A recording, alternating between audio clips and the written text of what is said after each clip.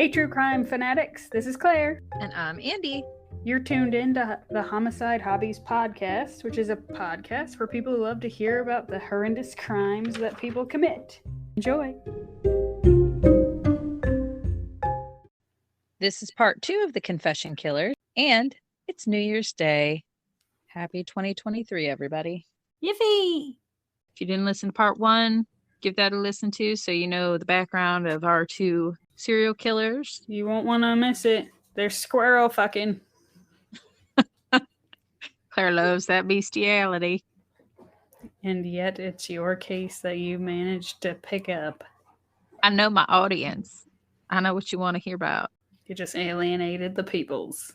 Oh. Just Claire wants to hear about the bestiality and the incest.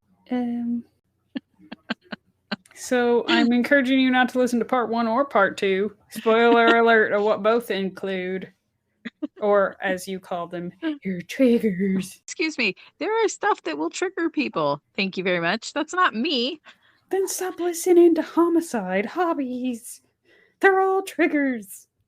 You don't know. Maybe somebody's triggered by the animal abuse. They just want to know what to prepare themselves for. Maybe people want to know what to expect.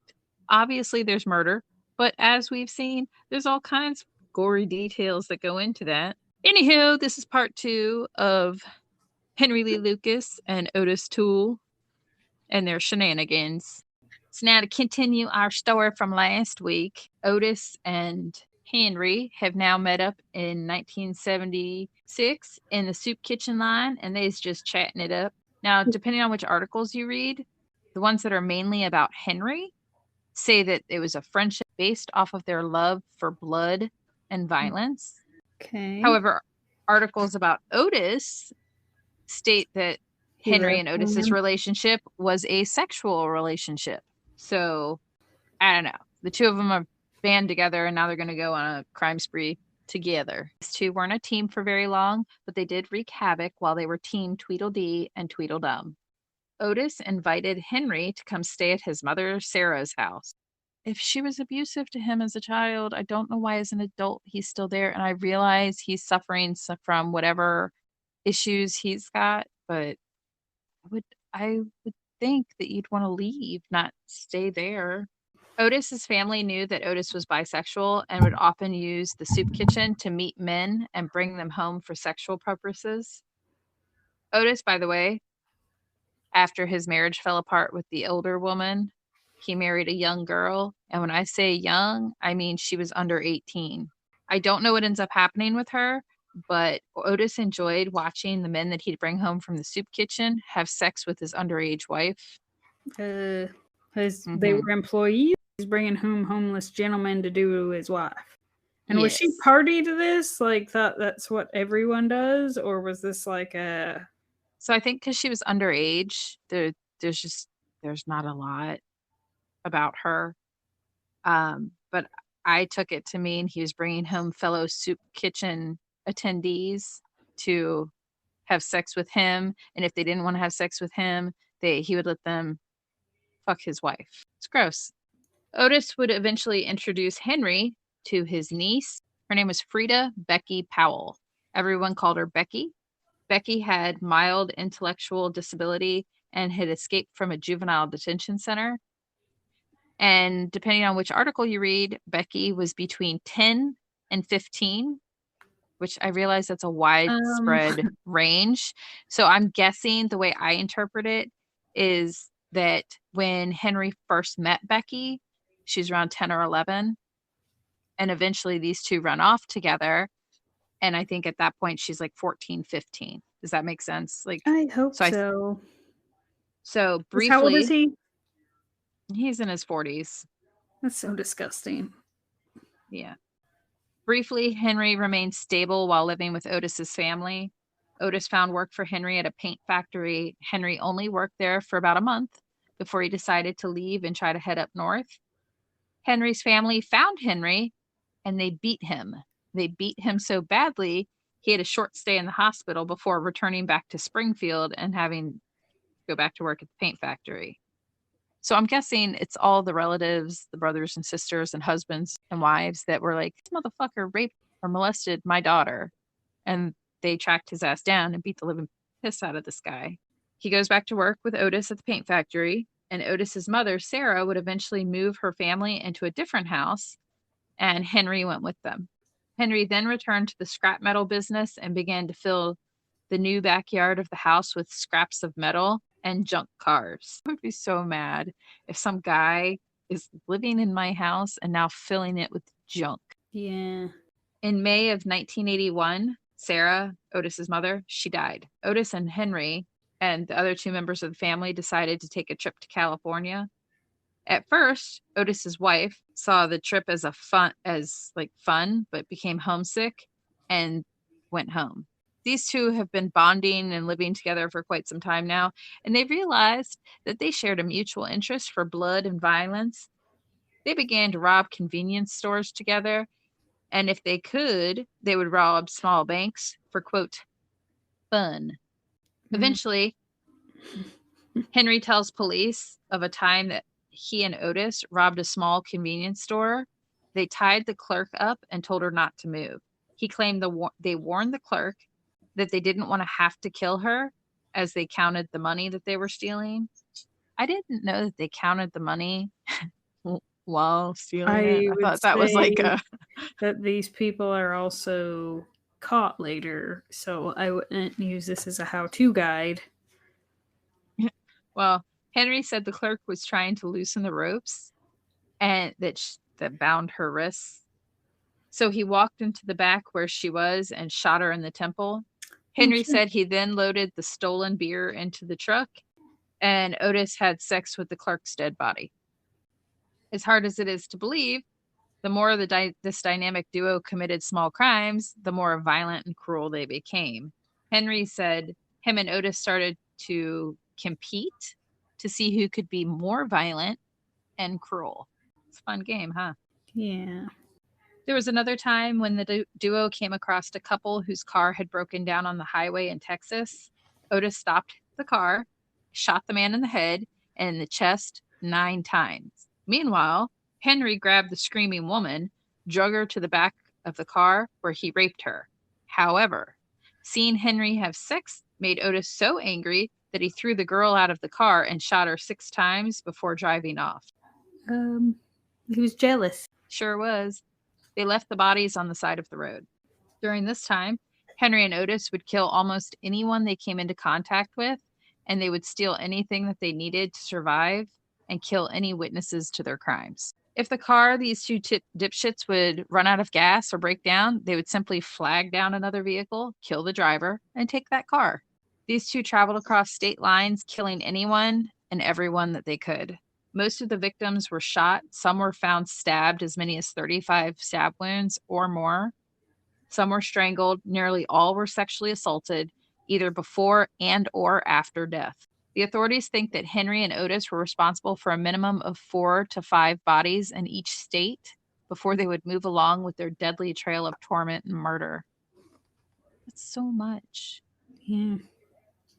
Tweedledee and Tweedledum would often kill more than one person in a day.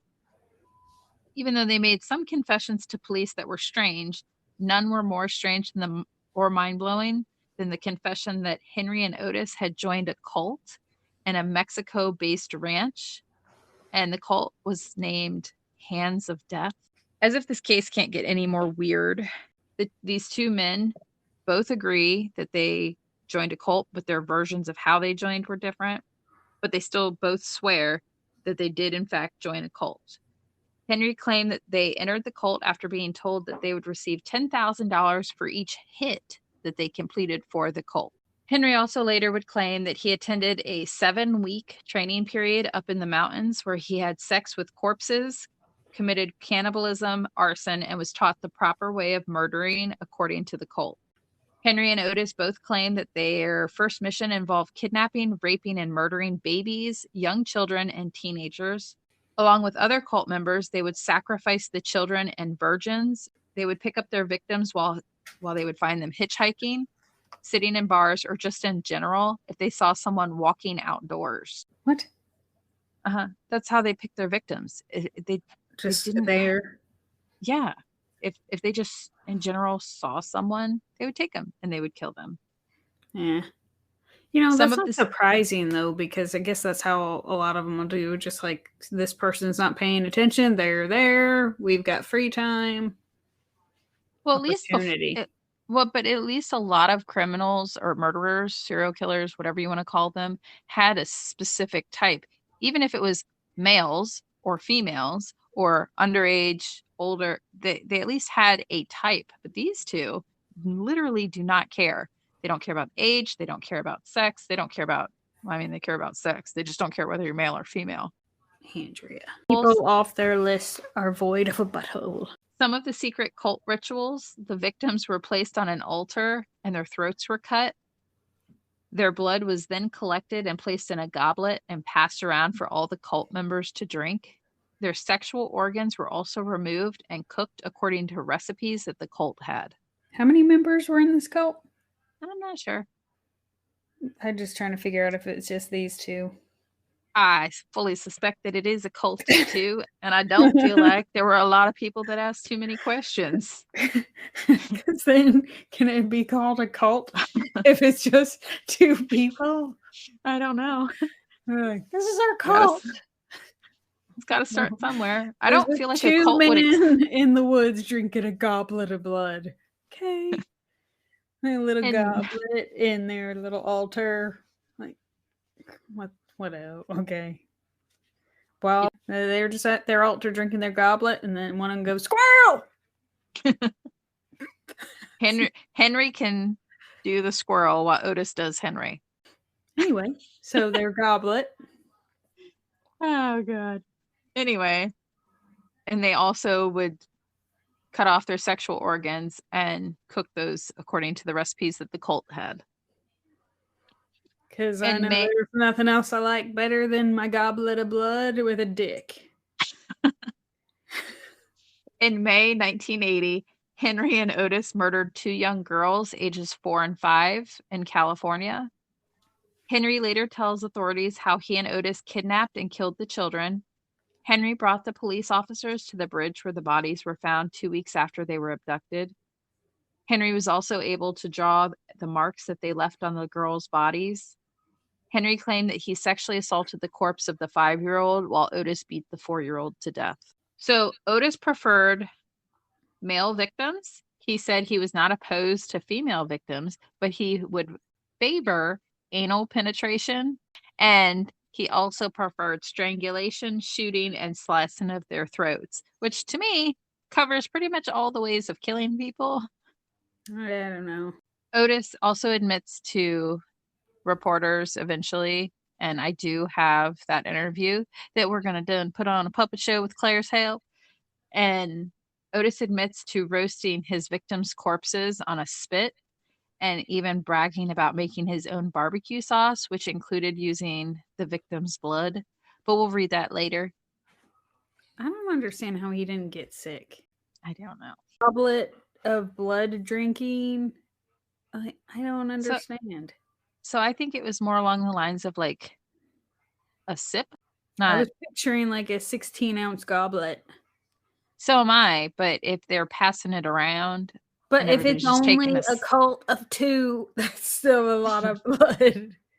It is. And it's not passing it around, it's back and forth. Well, let's just pretend like they're giving each other communion and just taking a sip. They're placing things delicately on their tongues. Why are you quiet? I was just curious if you had any more inappropriate names to add. I was just drinking my juice, my goblet here. Okay, so we've got Otis, who prefers males but not opposed to females, prefers anal penetration, strangulation, shooting, and slicing of throats. He doesn't prefer one over the other because he wants a butthole. That's why he doesn't have a preference.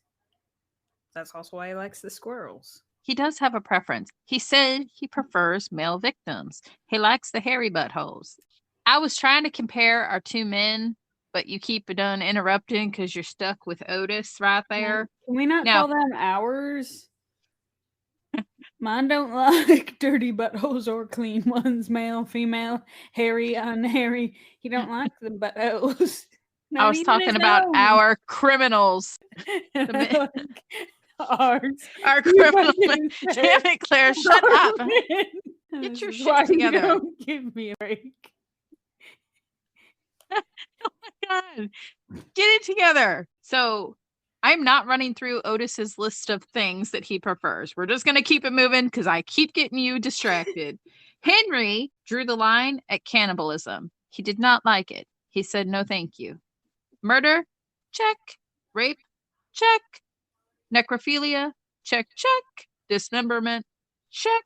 Consuming? No. Interesting. So only one of them was the eater? Sure was. And that would be Otis. And Otis preferred sex with men or women. And Henry was willing to put his penis anywhere. Animals, dead, alive, whatever. He wasn't picky. He was not. As long as it was a hole.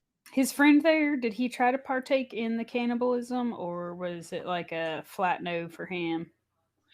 I think Henry tried it and said it was a no.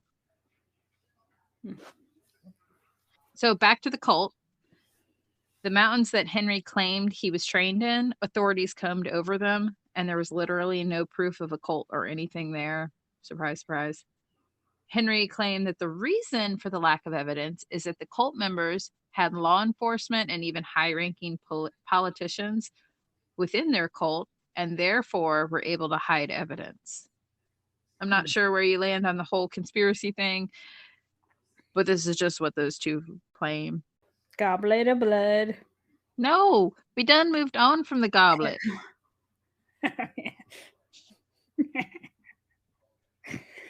Henry claimed that they couldn't find evidence because of them, their high-ranking officials. And if you want to believe these two dummies, I didn't know where I was going with that. I don't either. So anyway, Henry claimed that after carrying out some of the orders that the cult told them to go do, he was ordered to go on vacation.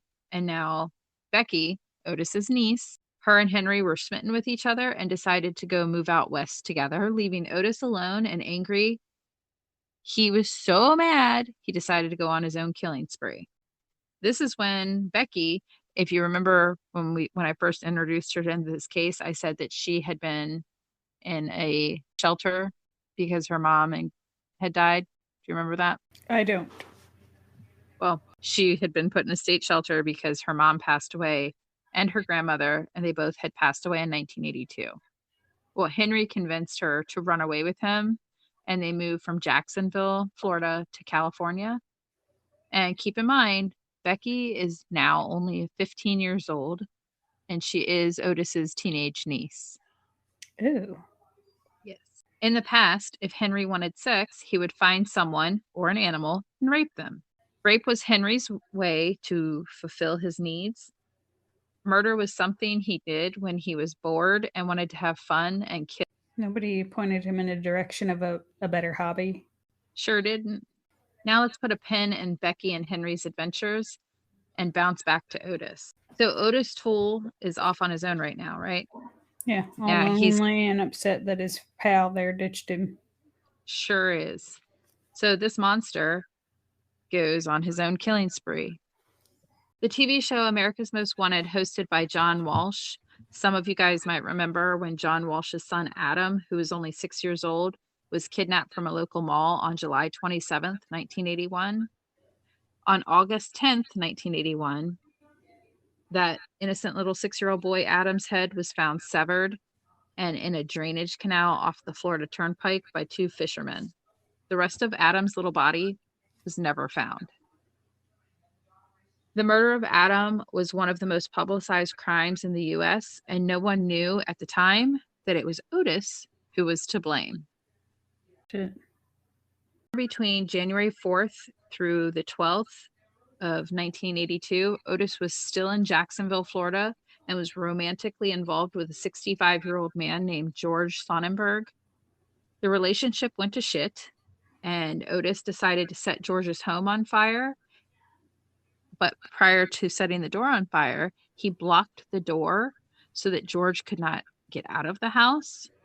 George Sonnenberg died a week later due to his fire-related injuries. In April 1983, Ottis was arrested for setting a different fire, and Ottis admitted to setting George's house on fire while in prison for the other arson charge. Ottis was sentenced to 20 years in prison, the second arson charge, and then he signed a confession saying that he and George had a sexual relationship, and that after the two had an argument, Ottis set George's home on fire, and he was convicted of first-degree murder and sentenced to death for the murder of George. So he got 20 years for the arson charge that he originally got arrested for, and then the death penalty for... So is this when he turns into a dirty rat? Not really. He's got 20 years. He's got the first-degree murder charge, the deaths. He gets out? No. Ottis was also then found guilty for murdering Ada Johnson in 1983. Ada was 19 years old and lived in Tallahassee, Florida. She died of a bullet wound to the head. Ottis confessed that he picked her up at a nightclub, shot her on the side of the road near Fort Walton Beach. After admitting to her murder, he was given another death sentence, which is so stupid. He appealed the verdict, and the court converted it from the death sentence to life in prison. Because he needs to be alive longer. Right. But he still has the other death sentence, so it doesn't make sense. On October 21st, 1983, while Ottis is in prison for 2 unrelated murders, he confessed to the murder of 6-year-old Adam Walsh. Police were able to connect Ottis to Adam's kidnapping and murder, and Ottis admitted on many occasions that he killed Adam, but as quickly as he would admit it to the murder, he would just as quickly recant his story. He claimed he murdered Adam accidentally by punching him in the stomach to keep him quiet. And then, Claire, if you'll read quote number 3. I took that machete and I cut out some of his side and I ate some of it. But I imagine since they never find Adam's body, they can't disprove how he died either. Ottis claimed that he picked Adam Walsh at a Sears Mall parking lot. Ottis said that Adam came willingly because he offered the little boy candy and toys. Adam apparently wanted to go home and he was scared. He then began to cry. Ottis said that he punched Adam in the face, which resulted in Adam crying more.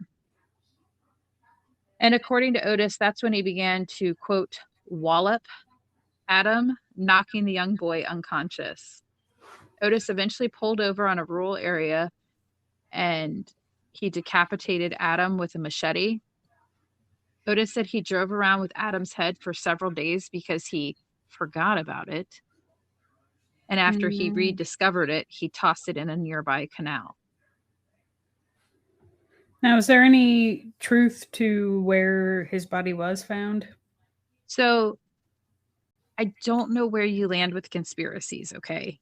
But keep in mind that he claims that they were part of a cult, right? Mm-hmm. With high-ranking officials and people within the police department. Police end up impounding Ottis's bloodied vehicle, and the police had possession of the bloody machete. Like, they have possession of all of it. And a few weeks after Ottis has made his confession, investigators on the case announced that they lost the impounded vehicle and the machete that he used on Adam. How do you lose a fucking vehicle? Yeah, I was going to say, it was never found. It's not like it was misplaced. They never found it. The machete or the car. Just gone. How does that happen? Police had it in their possession and it disappeared. Did anybody get fired? I don't know. Now that your mind's spinning with all of Ottis's extracurriculars, let's bounce back to Henry and Ottis's niece, Becky, in California. Henry also claimed that he and Becky went to Texas to perform a hit that the cult had ordered. And according to Henry, Becky helped dispose of the body, and Henry found that sexually exciting that she participated. Once Becky and Henry were in California, the pair continued to rob for fun and for necessities like food. Henry did some odd handy jobs that made a name for himself as someone who would work hard, fast, and he was very thorough. Eventually, they were given the opportunity to live in California rent-free in exchange for taking care of an elderly woman named Kate Rich. So they had to take care of this woman and take care of her home, and they could live there for free, which that sounds like a pretty sweet deal. Kate was 82 years old, and she was the mother of one of the employers that had previously given Henry some work. They screwed up this opportunity because they failed to take care of Kate, and they did not take care of her home, and they would also help themselves to her checkbook. That wasn't part of the deal. It sure wasn't. So once again, they're broke, homeless, and hungry. The couple eventually meet a priest who offers them food and shelter in exchange for Henry's help in the roofing company and for Becky to help with some chores. The priest believed that Henry and the 15-year-old were a married couple, and the priest found Henry a job as a roofer while letting the couple stay in a small apartment on his commune called the House of Prayer, and that was in Stoneburg, Texas. Becky soon became a firm believer in the Christian faith and convinced Henry to move back to Texas and so she could confess her sins. I thought they're in Texas. I guess he's in California. They're just kind of bouncing all over. One night while they're driving, Becky and Henry get into a huge argument. Becky was homesick. She wanted to go back to Florida. She missed what was familiar to her. And Henry was drunk and things escalated. At some point during the argument, Becky hit Lucas in the head and he was pissed. So if you'll read quote number 4. That was it. I just stabbed her with my knife. I just picked it up, brought it around, and hit her right in the chest with it. She sort of sat there for a little bit and then dropped over, then took off her bra and panties and had sex with her. That's one of those things, I guess, that's going to be part of my life, having sexual intercourse with the dead. Seems like an odd thing to point out to investigators, but I feel like they already know, but I feel like this is when he's telling them all of the stuff that he's done, and they're just like, wait, you did what? What? But then Henry said he cut Becky into little pieces and stuffed her into 3 pillowcases and then left the pillowcases in a random field.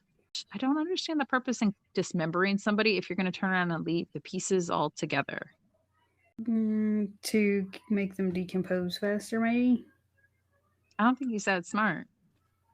I think he forgot why he dismembered her. I thought the whole point in dismemberment was to he's like scatter. You know, I don't have so much gas, so... Yeah, I feel like that's way more realistic than... speed. Yeah. And just to point out, for probably the only time in Henry's life, he actually admits to feeling remorse for murdering someone. He liked because her. He said he supposedly truly only ever loved Becky. After murdering Becky, Henry claimed to hear her voice in his head, which constantly haunted him. Good. Henry went back to work briefly for the priest, but eventually would travel because Becky not being with him, people were asking questions. Well, no, people started asking where she went. The priest thought that was his wife. I was going to say when he came back, and it was just like, so where's your wife? Yeah. And the 82-year-old woman, Kate and Rich, my pillowcases. the 82-year-old woman, you're an idiot. Kate Rich, the friend of Becky. I mean, granted, they were fired for stealing from this woman, but I think Kate really liked Becky. She reached out and wanted to know where Becky was. And Henry claimed that he left Becky at a truck stop in Texas. And when Kate didn't believe Henry felt he only had one option. To kill her. The 82-year-old woman and friend of Becky's was then raped and killed. Henry had sex with her corpse, cut her into pieces, and stuffed her into a culvert pipe. He then went back a few days later, collected all the pieces, and shoved her into a wood-burning stove. Police became interested in the disappearance of this woman and realized that Henry was behind it. But by the time police wanted to arrest Henry, it was too late. He'd already left the state. He continued to move north and then south and then north again, killing and robbing as he saw fit. But he was becoming more and more sloppy on how he covered up his crimes. And at some point, he ran out of gas and money, and he called his priest friend in Texas asking for a place to stay. The priest originally told him no, because he knew that the police were looking for him. And he told him to call back in a few days, when he said he would see what he could do for him. The priest then contacted police. Police decided the best course of action would be to get Henry to come back to Texas. So the priest sent Lucas a wire transfer for $100 so he could return to Texas. Henry the whole time thought he was going to go live at the priest's house or wherever he was putting him up. The sheriff had begun checking Henry's records and found out that he was wanted in relation to theft of his brother-in-law's truck. So there was a warrant out for his arrest, and decided that would be enough to hold Henry. After Henry returned to the priest's ranch, he was arrested, but never confessed to the murder of Kate or Becky. He was released, but returned to the ranch to pay the priest a visit. And Henry gave the priest a handgun and told him to hold on to it for him. Oh, jeez. Yeah. And then that's when Henry was arrested for the last time on June 1983, or in June 1983, Henry was arrested for unlawful possession of a firearm by Texas Ranger Phil Ryan. So that's what gets this guy arrested, was that gun. Like, all the shit this guy's pulled, and that's what gets him arrested, is the gun. Once in police custody, Henry confessed to the murder of Becky and 82-year-old Kate Rich. Henry eventually led police to both of their remains. Now that Henry was in custody, he began confessing to an uncountable amount of murders. He also brought Ottis's name into it, so he's the rat. Oh. Henry was able to prove firsthand details to certain crimes that were deemed credible, but they put Henry on the stand in Montague County, Texas, and Henry confessed to killing over 100 people. Henry claimed that police stripped him naked, denied him cigarettes and bedding, and held him in a cold cell, and did not allow him any contact with anyone, and did not allow him to contact an attorney. And after 4 days of this treatment, Henry said that was why he decided to confess to the crimes, in a desperate bid to improve his treatment. Okay. But you can't retract your confessions if you turn around and led them to the bodies. You can't be like, I didn't really do it. Because guess what, dipshit? You're the one that told him where the bodies were. He didn't remember. So Ottis, because, now Henry's brought Ottis into it, and Ottis is off in jail in Florida. Ottis is like, whoa. He told you guys what? And he's like, no, that's not how it happened. This is how it happened. So these two are in separate prisons in separate states, confessing to a lot of the same crimes. Ottis claimed that he and Henry committed 108 murders, some of which were on behalf of the cult that they called the Hands of Death.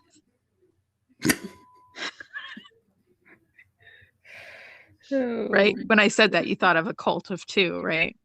Yes. After a period of time, his confession of kills increased to somewhere between 150 to 360 murders. Police announced in...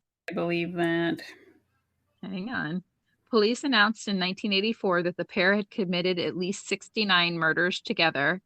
About a year after that, the authorities increased that number to 108, and then a few years later, increased it to over 200. That they actually determined that they did? So, just bear with me, Claire. In November 1983, Henry was transferred to a jail in Williams County, Texas, where the Lucas Task Force was soon established. The task force was described as a clearinghouse of unsolved murders, courtesy of the Texas Rangers. They officially cleared, and I use cleared loosely, 213 previous unsolved murders thanks to Henry's confessions. Now, keep in mind, Henry said he only confessed to the murders because he was trying to improve his living situation. Mm-hmm. You know, his living situation in prison. But he also received preferential treatment that other convicts do not get. Like? People have offered accounts that seem to support Henry's claims. For example, he was rarely ever handcuffed. When in custody, or like when he was in custody or being transported, he wasn't in cuffs. They just walked him around like a normal free man. He was often allowed to wander the police stations and the jails at will, not behind bars, but just come and go as he pleased. What? Including knowing the security codes for the computerized doors that held the inmates behind the bars. Why would they do that? No idea, but we're getting there. And he was regularly taken to restaurants and cafes. To show off? No, just to sit and chat it up with these guys as he admitted to other murders. One time in Huntington, West Virginia, Henry confessed to killing a man whose death originally had been ruled a suicide. The man's widow ended up receiving a large life insurance settlement that she had originally been denied because they said his death was initially a suicide. The Texas Rangers end up hosting a party at the Holiday Inn and spend $3,000 on drinks and prostitutes. These are the guys hanging out with him. They're spending money. How did they put that on an expense report? I have no idea. And such treatment demonstrates that the Lucas task force did not consider Henry a threat. So I think that those officers thought he was full of shit and just admitting to whatever, but he knew details. So it was like, Yeah, but I would think once you substantiate some of the stuff, that at what point do they take it serious? Attorney General Jim Maddox wrote, when Lucas was confessing to hundreds of murders, those with custody of Lucas did nothing to bring an end to this hoax. We found information that would lead us to believe that some officials, quote, cleared cases just to get them off the books. So they just said, hey, you want to do this one? They would hand him the case files so he could read the details and then write up a confession. The hell? Yeah. So it's really disgusting. Like, he did commit murders, but there's people that have been murdered that were not murdered by these guys, and they're robbing the opportunity for actual justice. Yeah. Did he end up going back through to see if he was even who did them, or was it like such a mess that nothing's done about it? There's 360 cases on the books at this point. In 1982, Henry confessed to the murder of a woman who was nicknamed Orange Socks. By the way, for 40 years, this girl was unidentified, though through a family member doing the ancestry DNA stuff in 2019, Orange Socks was identified as Deborah Louise Jackson. She was 23 when she was kidnapped and found murdered on October 31st, 1979. And although there was no evidence that Henry had anything to do with this killing, sexual assault, or the dumping of her body, in an interview, he stated that he'd picked her up in Oklahoma where he had sex with her. He said he asked her for sex again while he was driving, and that Deborah said, not right now, and attempted to get out of his vehicle. So he killed her and then raped her corpse and then drove her body to Georgetown, Texas, where he dumped her. Henry said that the victim had stated her name was Joni or Judy or something with a J, which that's nothing like her name. So I don't know what he's talking about. He showed officers how he supposedly dragged her body over the guardrail when being taken to the location where her body was found. One report claims that Deborah Jackson was murdered. Henry was working in Florida. So if he was in Florida, he couldn't have murdered her in Texas, but he knew details about her murder. His defense also stated that he was shown images of the crime scene before he was interviewed for his confession.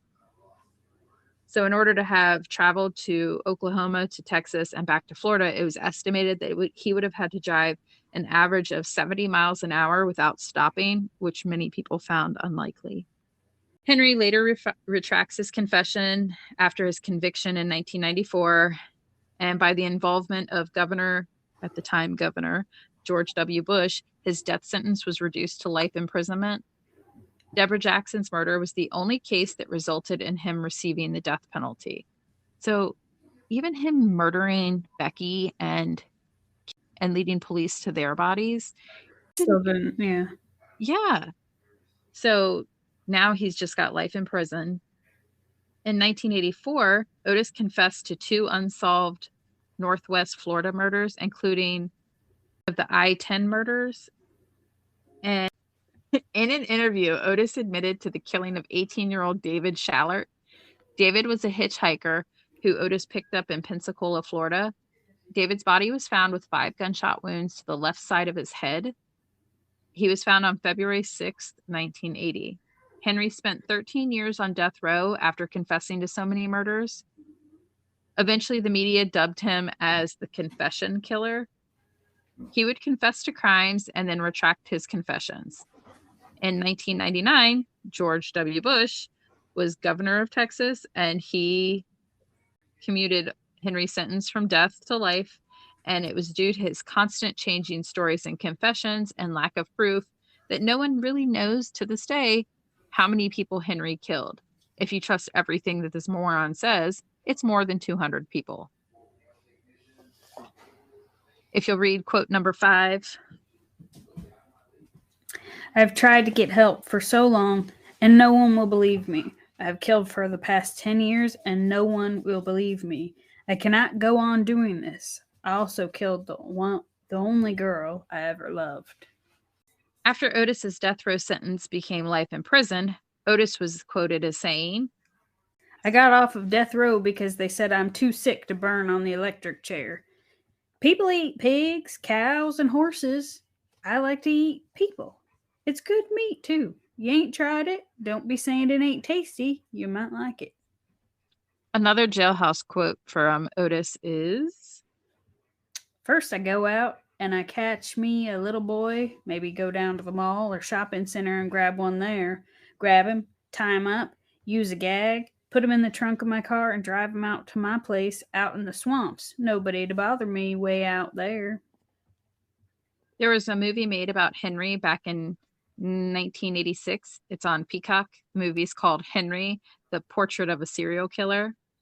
The movie split into 2 parts. I did start watching the first one, and it had it had potential to being a fairly decent thing to watch. And yes, it is pretty graphic. It starts with flashes of dead women. But the perfectionist that I am, I found it frustrating because they kept calling Becky Ottis's sister, which made me have to go back and verify that Becky was in fact Ottis's niece, not his sister. But if you plan to watch this movie, spoiler alert, it's not factual. The second part I was so I paused the movie because it was really frustrating. So I did my research on the movie itself, and I read that the second part ends with Henry killing Ottis and then he running off with Becky. So that's not how spoiler alert for anybody who wants to watch the movie. Well, even if you want to watch it, that's not how they end things. Henry doesn't kill Ottis and Becky gets killed. They don't run off together. That's not accurate at all. They do the whole this is not actual events thing in the beginning. No. Are you sure? Yes. I'll give you my Peacock account. You can go on there and try to watch it. Peacock. Okay, well then go on there and try to watch it. It's stupid. And I'm telling you, after going through and doing this case, like on all the research that it took, watching something that made me doubt my research was very annoying. Well, I still say they probably did somewhere in there. This is not actual events. Probably at based the end. on a true story. Loosely based on, yeah. But we made it more dramatic and less factual. for your cinematic amusement. If I'm going to watch something based off of truth from the 80s, it needs to be more entertaining or at least accurate. But that's just me. If you want to give it a whirl, go for it. Let me know what you think. But what's scary about Ottis and Henry is they seem to have, like I mentioned before, they have no victim preference. They just, whoever was available.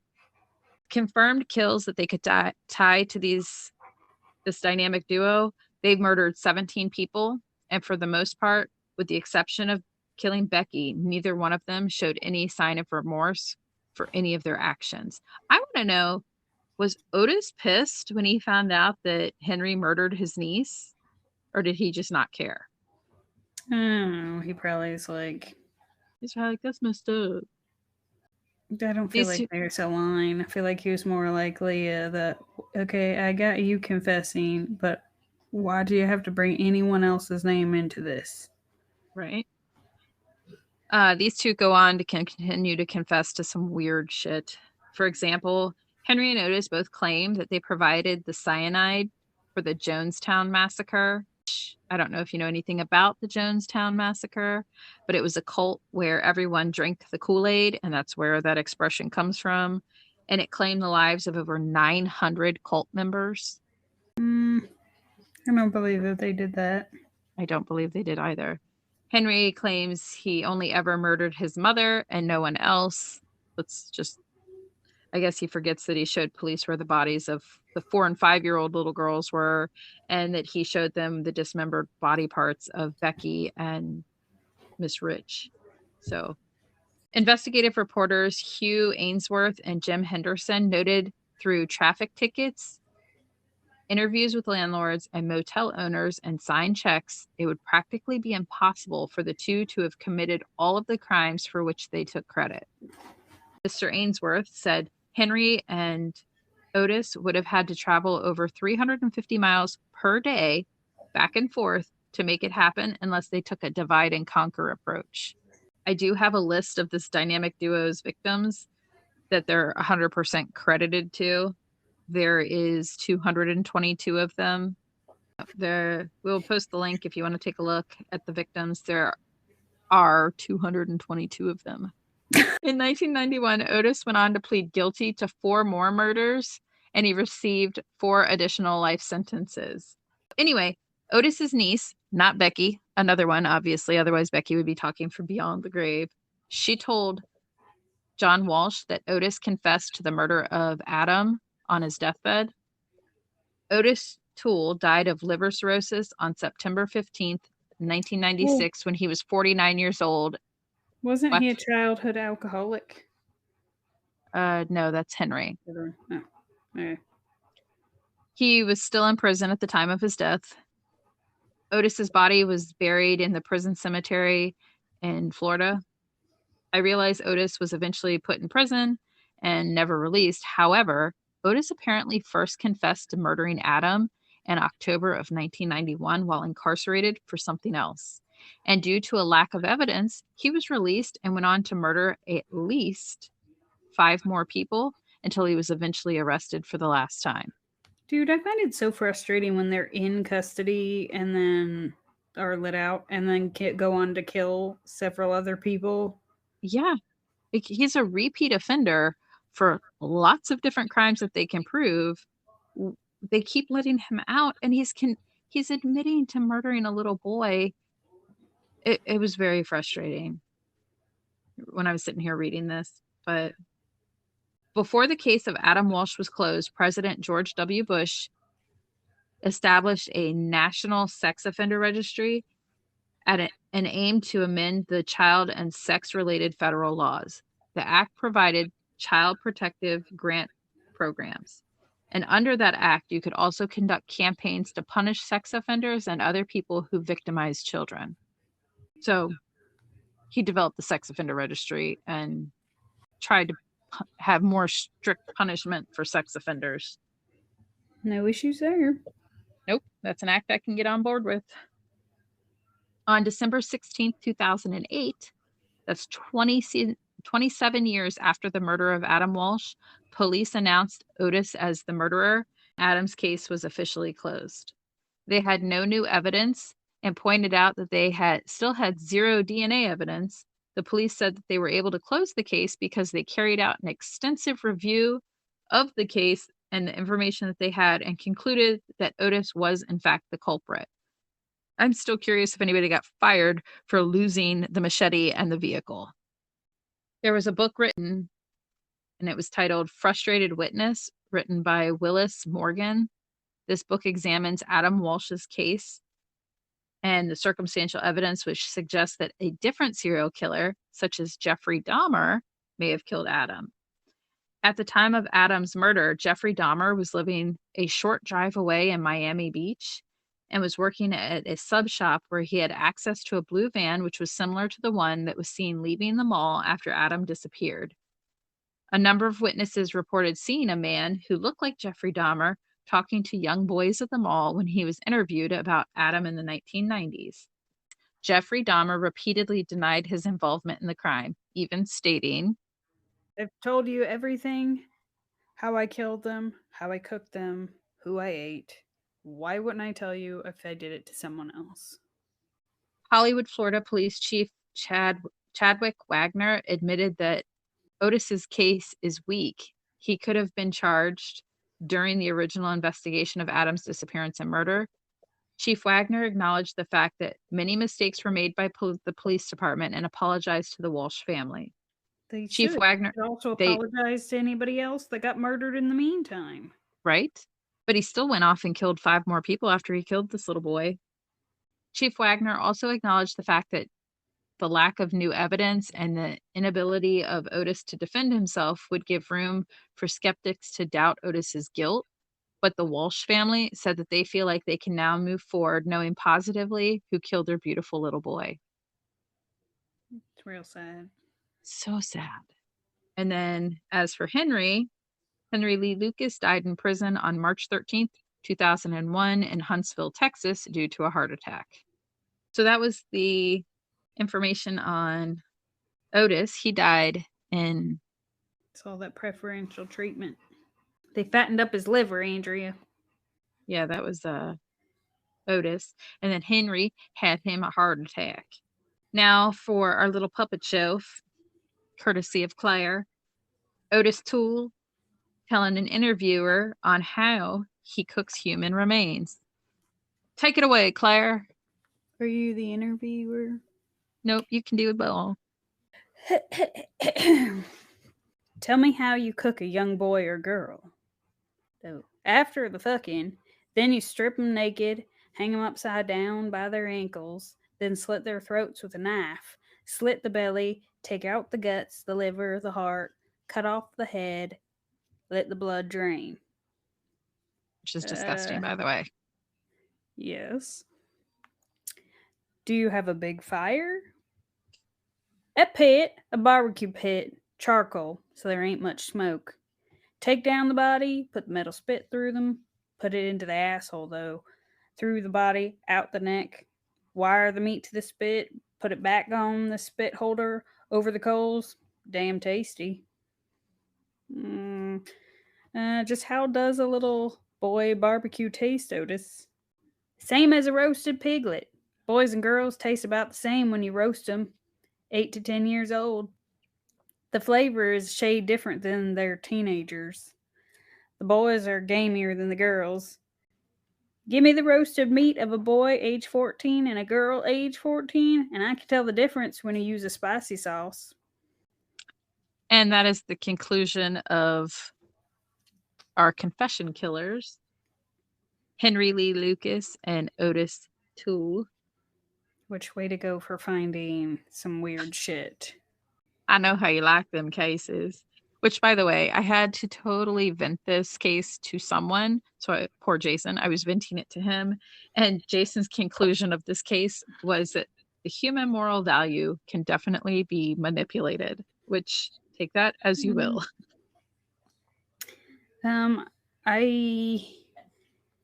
I would say that people who abuse and mistreat their children and obviously pimp them out, it's kind of the making of a serial killer there. But at the same time, I don't know. I feel like I've got a case that I'm going to do next. And spoiled brats, I don't know what the combination is, because sometimes you raise the sick fucks and they just turn out bad. But it certainly doesn't help if you turn them into prostitutes when they're 5. Yeah. And then let the neighborhood take their turns of beating them. And certainly I would assume alcohol.